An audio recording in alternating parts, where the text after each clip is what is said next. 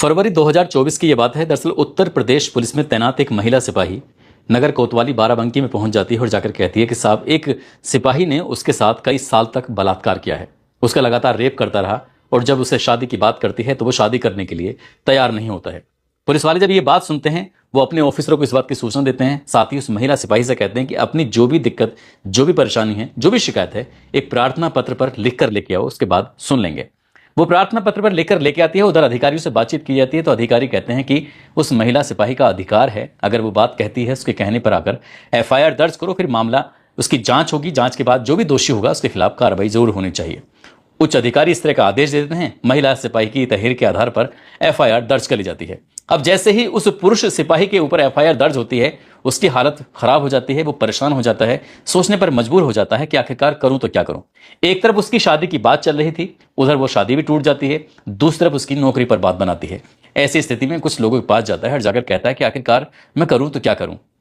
तब उसे एक सलाह मशवरा देते हैं कि आपको कुछ ऐसा करना चाहिए। अब ये एक तरह से फिल्मी सीन था। दरअसल उस सिपाही ने उस महिला सिपाही का हाथ पकड़ा, हाथ पकड़ने के बाद सीधा मंदिर में लेके जाता है और मंदिर में ले जाने के बाद कहता है कि ये मैं भगवान को साक्षी मानते हुए तो मैं तुम्हें आज से अपनी धर्म पत्नी के रूप में स्वीकार करता हूं, और उसकी मांग में वो सिंदूर भर देता है। जैसे ही उस लड़की ने ये बात सुनी, देखी, उसे बड़ा अच्छा लगता है। 7 साल से लगातार जिस सपने का वो इंतजार कर रही थी, वो सपना तो उसका पूरा हो जाता है। इसके बाद मामला मजिस्ट्रेट के सामने जाता है और 164 के जब बयान हो रहे थे तो वो महिला सिपाही कहती है कि साहब, मैं कोई कार्रवाई नहीं चाहती हूं क्योंकि हम दोनों ने अब शादी जो कर ली है। बस बात ये आई गई हो जाती है, सब अपने अपने काम पर लौट जाते हैं और इस कहानी का ऐसा लग रहा था जैसे क्या एक हैप्पी एंडिंग हो चुका है। लेकिन कहानी असल में यहीं से शुरू होती है और एक कत्ल होता है, वो भी बहुत भयानक रूप में। हालांकि इस घटनाक्रम का खुलासा होता है और जब खुलासा होता है तो लोगों को यकीन नहीं हो रहा था कि जो रक्षक था आखिरकार वो भक्षक कैसे बन सकता है। आदाब, नमस्कार, सत श्री अकाल। मैं उस्मान सैफी। आज की जो सच्ची घटना मैं आपको सुनाने जा रहा हूं, ये सच्ची घटना है उत्तर प्रदेश के जिला बाराबंकी का एक थाना लगता है मिसोली, और मिसोली थाना क्षेत्र का एक गांव लगता है बिंदोरा।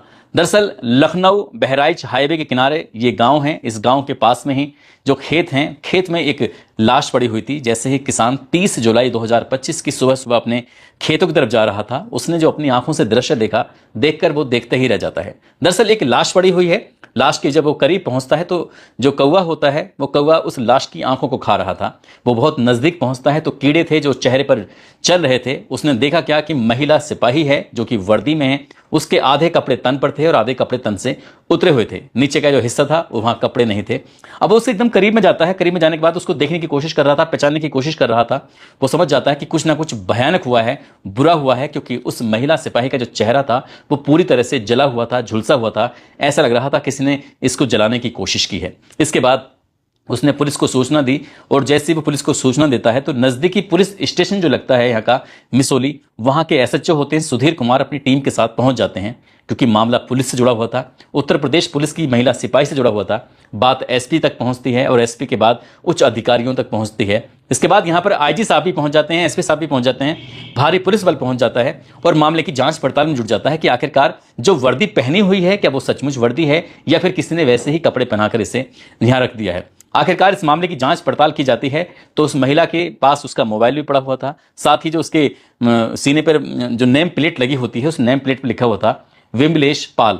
आखिरकार विमलेश पाल के बारे में जब जानकारी जुटाने की कोशिश की जा रही थी तो ये पता चलता है कि साल 2017 बैच की ये महिला सिपाही होती है और फिलहाल बाराबंकी का एक थाना लगता है सुबेहा थाने में इसकी तैनाती होती है। जब सुबेहा थाने में जब फोन किया जाता है, जानकारी जुटाई जाती है तो बताया जाता है कि 27 जुलाई 2025 से वो लापता है। दरअसल उसकी ड्यूटी लगी हुई थी जो कि थाना रामनगर लगता है। रामनगर थाना क्षेत्र के इलाके में एक लोधेश्वर महादेव मंदिर है, वहां के गर्भगृह में उसकी ड्यूटी लगी हुई थी और 27 जुलाई 2025 को दोपहर 3 बजे के आसपास उसको ड्यूटी अपने वहां करने के लिए जाना था। लेकिन बाद में पता चलता है कि उसने ड्यूटी पर जाती ही नहीं है, वहां जब नहीं पहुंचती है। हालांकि उसकी एक और ड्यूटी लगती है जो 29 जुलाई 2025 को एक मजीठा मेला लगता है, वहां पर उसकी ड्यूटी थी, वो वहां भी नहीं पहुंचती। हद तो तब हो जाती है जब पुलिस ने अपनी ही महिला सिपाही के बारे में कोई भी खोज खबर जानने की कोशिश नहीं की। और इससे भी बड़ी हद की बात यह थी कि उस महिला सिपाही के परिवार वालों ने भी ये जानने की कोशिश नहीं की कि आखिरकार विमलेश पाल कहाँ है, कहाँ नहीं है। तभी पुलिस वालों ने उसके परिवार वालों को सूचना दी और जैसे ही परिवार वालों के पास सूचना पहुंचती है, जिला सुल्तानपुर, थाना जयसिंहपुर, गांव लगता है भभोट गांव की रहने वाली एक महिला होती है जिसका नाम होता है अनारा देवी। अनारा देवी के पास सूचना पहुंचती है कि एक विमलेश पाल नाम की लड़की है, क्या उसे जानती हो? उसने कहा कि मेरी बेटी है 3 नंबर की। दरअसल उस महिला को 4 बेटियां होती हैं। जो 2 बड़ी बेटियां हैं उनकी शादी हो चुकी है, तीसरी बेटी पुलिस में है और सबसे छोटी वाली जो बेटी है वो मां के साथ ही रहती है।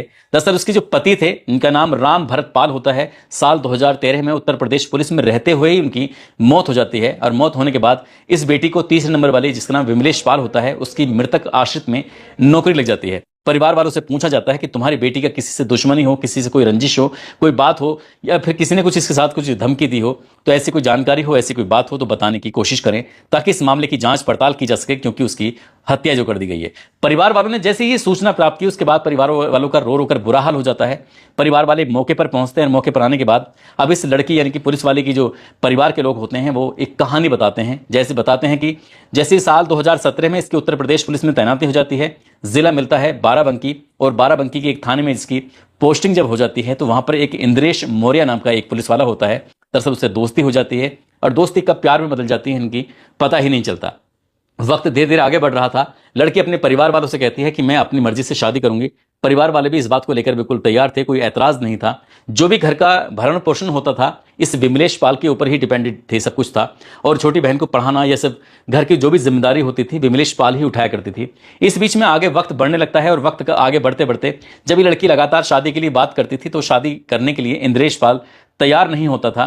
दरअसल इंद्रेश पाल की भी बाराबंकी के अलग अलग थानों में पोस्टिंग थी, जैसे रामनगर में, देवा में, फतेहपुर और मसोली, बदोसराय, इस तरह के थानों में उसकी पोस्टिंग होती है। और इस बीच में जब लगातार ऐसी मामला चल रहा था तो एक दिन खबर मिलती है विमलेश पाल को कि इसकी शादी यानी कि इंद्रेश की शादी कहीं दूसरी जगह तय हो चुकी है। जैसे ये पुख्ता जानकारी मिल जाती है तब उससे कहती है कि तुम प्यार तो मुझसे करते थे, रातें मेरे साथ बिताई, वक्त मेरे साथ बिताया, और शादी तुम किसी और से कर रहे हो, ऐसा कैसे कर सकते हो?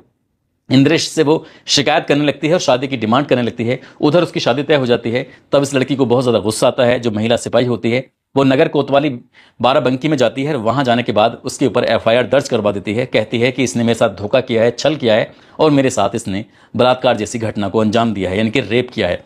जब पुलिस इस मामले में एफआईआर दर्ज कर लेती है तब इंद्रेश मौर्य की मुश्किलें लगातार बढ़ती चली जाती हैं। ऐसी स्थिति में कोई उसको सलाह मशवरा दे देता है कि तुम्हें इस भंवर जाल से निकलना है, इसके लिए बस किसी भी तरकीब से ये एफआईआर को खत्म करा दो। अगर एफआईआर तुमने खत्म कराई तभी तुम्हारी नौकरी बच सकती है, नहीं हो सकता है कि तुम्हें नौकरी से भी हाथ धोना पड़े। इसलिए इंद्रेश मौर्य ने एक चाल चली और चाल कुछ ऐसे चलता है कि वो उस लड़की को लेकर मंदिर में जाता है और मंदिर में जाने के बाद भगवान की मूर्ति के सामने खड़ा होता है और कहता है कि मैं तुमसे शादी कर रहा हूं, भगवान को साक्षी मानते हुए तुम्हें अपने 7 जन्मों तक साथ रखने का फैसला लेता हूं। इस बात पर लड़की बेइंतहा खुश हो जाती है। वो कहती है कि मैंने एक सपना देखा था कि जो मेरा दूल्हा होगा वो घोड़ी पर बैठ के आएगा, वो दुल्हन बनेगी और इस तरह से तैयारी होगी, परिवार के लोग इकट्ठा होंगे सब के सब, तो तुम वैसे ही शादी क्यों नहीं कर लेते हो? वो कुछ इस तरह से टाल मटोल कर लेता है और यहां से वक्त आगे बढ़ जाता है। इसी बीच में इसका फरमान जारी हो जाता है। इस घटना से यानी कि इस पुलिस वाले की मरने से लगभग 6 या 7 महीने पहले इस पुलिस वाले की पोस्टिंग बाराबंकी से हटाकर हरदोई कर दी जाती है।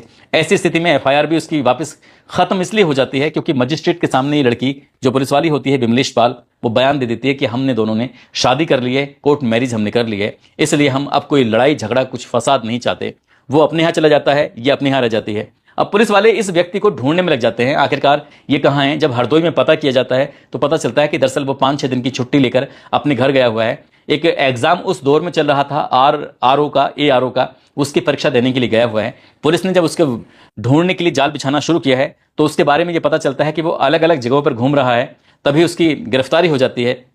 30 जुलाई 2025 को ही उसकी गिरफ्तारी हो जाती है और गिरफ्तारी होने के बाद आखिरकार पुलिस उसे पकड़ती है और पकड़ने के बाद उससे पूछती है कि आखिरकार तुमने इस लड़की का कत्ल क्यों किया है। हालांकि वो शुरुआत में पुलिस वाला था, वो दाव पेच जानता था कि पुलिस वाले किस किस तरह के दाव और पेच चलाएगी, क्योंकि लगातार कई साल से वो भी नौकरी कर रहा था। हालांकि पुलिस के सामने उस सिपाही की कुछ ज़्यादा विसात चल नहीं पाती है और जो पुलिस ने अपने तरीके से सख्ती से पूछताछ करना शुरू किया है तो इंद्रेश कुमार ने तोते की तरह बोलना शुरू कर दिया कि आखिरकार कहानी क्या थी। दरअसल वो छुट्टी लेता है 8 दिन की और 27 जुलाई को बाराबंकी जाता है, एग्जाम देता है। एग्जाम देने के बाद इसी बीच में अपनी जो पत्नी है, जिससे मंदिर में शादी की थी, जिससे कोर्ट में शादी की थी, नाम उसका विमलेश पाल होता है, उससे बातचीत करता है तो पता चलता है कि वो ड्यूटी पर जा रही है और ड्यूटी पर जब उसे जाना है तो बिंदोरा एक पुल होता है, उसके पास से वो गुजरना था। ये अपनी वैगनार कार से आया था और दोनों आमने सामने मिल जाते हैं। सड़क पर खड़े होकर लगभग 10 मिनट तक ये दोनों आपस में बातचीत कर रहे थे और बातचीत करने के दौरान ही इस महिला सिपाही ने कहा कि मुझे लघु शंका के लिए जाना है, यानी कि यहाँ से थोड़ा सा हाईवे किनारे से थोड़ा दूर चलते हैं। तब वो हाईवे से लगभग 400 मीटर दूर खेतों की तरफ चल जाते हैं और जाने के बाद वो कहते हैं कि बस मैं अभी आती हूँ लघु शंका करने के लिए। वो निकल जाती है। जैसे लघु शंका करने के लिए बैठ जाती है, यानी कि टॉयलेट वगैरह करने के लिए बैठ जाती है, इसी बीच में वो पीछे से आता है। उसके हाथ में एक भारी रोड होती है। रोड को वो पूरी ताकत से उस महिला सिपाही के पीछे से मारता है और जैसे वो महिला सिपाही को लगती है वो एकदम से गिर जाती है। उसके बाद उसका गला घोंटकर उसकी हत्या कर देता है। हत्या करने के बाद यहां से चुपचाप निकल जाता है और निकलने के बाद सीधा रानी बाजार, फिर त्रिलोकपुर, फतेहपुर, करसी होते हुए यहां से रात 1 बजे लखनऊ पहुंचता है। उसके बाद ये रात अपने मामा के पास थोड़ा बहुत वक्त बिताता है और पूर्वांचल एक्सप्रेस से होते हुए सुल्तानपुर पहुंचता है। सुल्तानपुर से जौनपुर पहुंचता है और जौनपुर में उसको ये 27 तारीख को इसने घटना को अंजाम दिया था। अब ये 30 जुलाई आ चुकी थी। तब इसे सूचना मिलती है कि इसकी पत्नी की दरअसल हत्या हो चुकी है। तब ये बाराबंकी में शामिल होने के लिए जैसे ही आता है तो पुलिस वाले इसे दबोच लेते हैं और दबोचने के बाद इससे पूरी कहानी जानते हैं। जब कहानी जानते हैं तो पता चलता है कि इसे पूछा जाता है कि आखिरकार तुमने हत्या क्यों की, हत्या कैसे की, ये तो खैर बता दिया, लेकिन क्यों की। उसने कहा कि वो उसे अपनी पत्नी के रूप में स्वीकार नहीं कर रहा था। बार बार पत्नी का एक ही बात थी कि वो उसे पत्नी के रूप में स्वीकार करे। जैसे कि एक पत्नी अपने मायके से विदा होकर ससुराल पहुंचती है, उसके बाद एक रीति रिवाज के हिसाब से वो रहती है, उसको मान सम्मान पूरा मिलता है, वैसे ही वो उनके साथ रहना चाहती है। इसलिए वो बार बार एक ही रिक्वेस्ट करती थी और इंद्रेश कुमार इस बात को बिल्कुल बर्दाश्त नहीं कर रहा था। दरअसल उसने शादी जो की थी वो एफआईआर के दबाव में, एफआईआर को खत्म करने के लिए की थी, ना कि उससे सचमुच वो प्यार करता था। क्योंकि वो 2017 से उसके साथ जरूर था, लेकिन वो शायद उसकी जिंदगी से खिलवाड़ कर रहा था, उसके शरीर से खिलवाड़ कर रहा था। आखिरकार पुलिस ने उसे गिरफ्तार किया और गिरफ्तार करने के बाद जेल भेज दिया। साथ ही इसकी बर्खास्तगी की तैयारी भी चल रही है। ऐसा बताया जाता है कि इसको बर्खास्त करने के लिए फाइल शासन को भेजी जाएगी और इसको बर्खास्त भी किया जाएगा और ये मामला फास्ट ट्रैक कोर्ट में चलाया जाएगा ताकि आरोपी को कम से कम समय में बड़ी से बड़ी सजा मिल सके। परिवार के लोगों का रो रो कर बुरा हाल इसलिए भी था क्योंकि परिवार के जो भी भरण पोषण होता था इस बिटिया पर ही पूरी डिपेंडेंसी थी और अब ये लड़की इस दुनिया में है नहीं, कोई इनकम वगैरह होगी नहीं, तो परिवार का भरण पोषण कैसे होगा उस बूढ़ी माँ का, छोटी बहन का। सहज ही अंदाजा लगाया जा सकता है। दोस्तों, इस पूरे घटनाक्रम को सुनाने का उद्देश्य किसी को परेशान करना नहीं है, किसी का दिल दुखाना नहीं है, बल्कि आपको जागरूक करना है, आपको सचेत करना है। आपको यह भी बताना है कि बहुत सी लड़कियों की महिला सिपाही के तौर पर तैनाती हो जाती है, वो पुलिस विभाग में या अलग अलग कोई से भी विभाग में तैनाती हो जाती हैं और वहां पुरुषों की गिद्धों की तरह उन पर नजर रहती है। कई गिद्ध ऐसे होते हैं जो उन पर डोरे डालते हैं और उनके प्रेम जाल में फंसाकर उनकी जिंदगी पूरी तरह से बर्बाद कर देते हैं। इसलिए ऐसे किसी भी व्यक्ति के जंगल में न फंसकर ऐसी सामान्य जिंदगी जीते रहें और जहां माँ बाप परिवार के लोग कहते हैं वहां अच्छी तरह से शादी करें और वो जिंदगी शायद ज्यादा खुशहाल जिंदगी साबित हो सकती है।